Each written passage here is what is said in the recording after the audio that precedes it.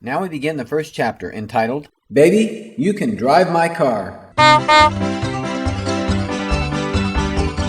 Yipes, look out! I don't see anything. What was that? I didn't see anything. Katerina informed me that most young Russians are fascinated by the ubiquitous presence of cars and automobiles in America, and unabashedly hastened to add that she was no exception. Much to my surprise, I found out that Katerina and her Russian girlfriends got a lot of information about this country by watching mostly television and film media produced in Hollywood.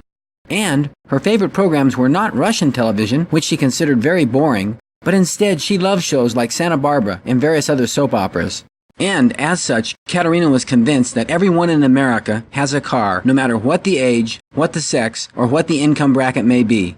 And it was her opinion that money or the lack thereof was not even the slightest deterrent to the possession of a fast, sleek, and sexy sports car. And that was exactly what Katerina had in mind for herself. I was not opposed to the idea and actually saw this as an opportunity to do something for her that she would undoubtedly appreciate. But first, she needed to learn to drive and obtain a valid driver's license. My first experience with Katerina behind the wheel came only 15 days after her arrival in the United States. It was an unforgettable experience and a harbinger of things to come. We were on a road trip to Denver, Colorado, and were visiting tourist destinations and points of interest such as Garden of the Gods, Red Rocks Amphitheater, Pikes Peak, and the Royal Gorge Suspension Bridge. I had just parked my brand new Lexus, of which I was very careful, and upon which there was not the smallest of a scratch to mar its brand new appearance. We were in the large parking lot behind the IMAX theater. Katerina had just finished explaining to me that she possessed a valid international driver's license, which was good for her first 6 months in this country. I said, "That is great. Do you think you drive well enough to maneuver this car around this very large and very empty parking lot?" Katerina looked me straight in the eye and with the appearance of supreme confidence said, Of course, no problem. I said, "Okay, this is a good place to practice with my car because the parking lot is empty and there is no traffic to be concerned with." I got out of the car and changed positions to the passenger seat. Katerina moved to the driver's position and remained in that seat for a couple of minutes and did nothing but look at the dashboard, the foot pedals, the steering wheel, and other controls, such as the turn signal switch and automatic gear shift knob. She stared at them for what seemed like 2 very, very long minutes. She did not give a clue as to whether she knew how to operate the car or whether she was just taking in a few deep breaths and preparing herself to drive. Another 2 or 3 minutes went by and nothing happened. She did not ask me for advice, and I didn't have a clue as to whether or not she could operate the car. But I was beginning to wonder what was going on. Finally, after what seemed like an eternity, but was actually only about 5 minutes, I asked her if there was a question about the car that I could answer. She looked at me with a very matter-of-fact expression, and in a very untroubled manner said, I have never driven a car like this before. Can you explain to me how to drive this car? Now I was beginning to wonder if she'd ever driven at all. Hiding my doubts because I did not want to disrespect her, I replied, "What car are you used to driving?" Well, I don't drive a Zaporozh, which is slang for cheap Russian car, and then said, Dmitry let me drive his Jeep, and his driver Peter showed me how to do it. I decided it would behoove me to politely ask a few questions about how she was trained to drive and what level of proficiency she had attained. Whereas I would have never, under any circumstances, ever considered turning the keys to my beloved and cherished Lexus over to a driver of unknown skill level, I must have had a mental lapse, because I figured even if she had no training at all, ever, I could teach her how to start, stop, and steer the car with complete safety in this very large and very empty parking lot. Since she was looking at the foot pedals, the first question I asked was, did Dmitry's Jeep have a manual or an automatic transmission? She was not annoyed with my question, but seemed seriously interested in finding out as much as possible with regard to anything I could tell her about the operation of a car, and she quickly replied, I don't know. Never realizing her frank answer revealed how little she knew about cars, she blithely continued on with, Is that important?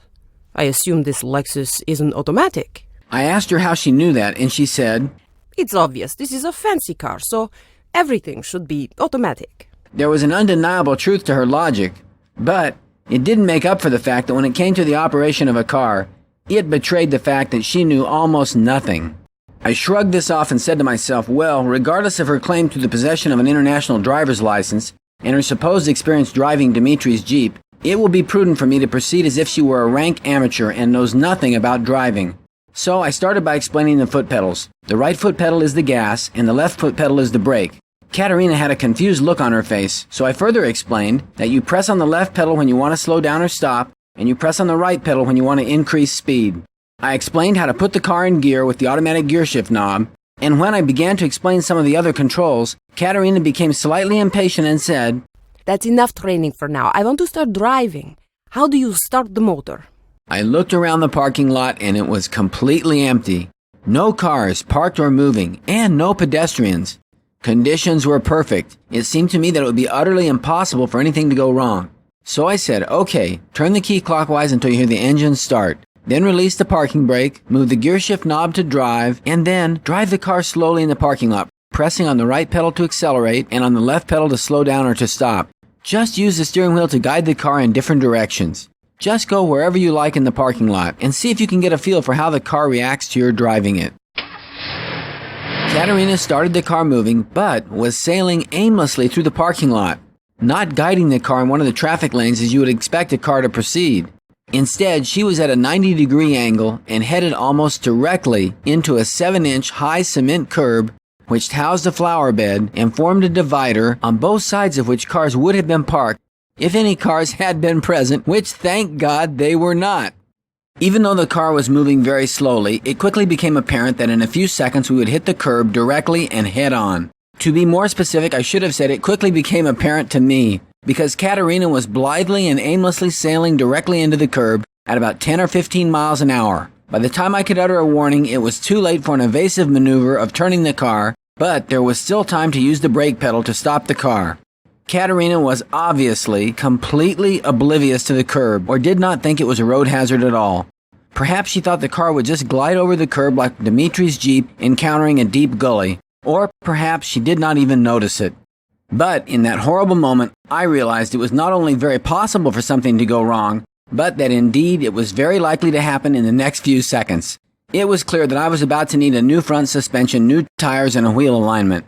In an effort not to alarm Katerina and not to frighten her, with a calm voice I said, "Hit the brake." Katerina looked totally perplexed, as if she didn't know what the brake was, or as if she didn't know why I wanted to stop. She didn't have a clue. Before impact with the curb, I had one more chance to emphatically exclaim, "Hit the brake!" Katerina did not respond to my plea. And the car sailed head-on directly into the curb, and with a bruising jolt and a loud scraping sound, landed with its front end in the flower bed. The undercarriage of the car had found its final resting place up on the curb, causing the front wheels to be lifted slightly up off the ground, spinning harmlessly in midair.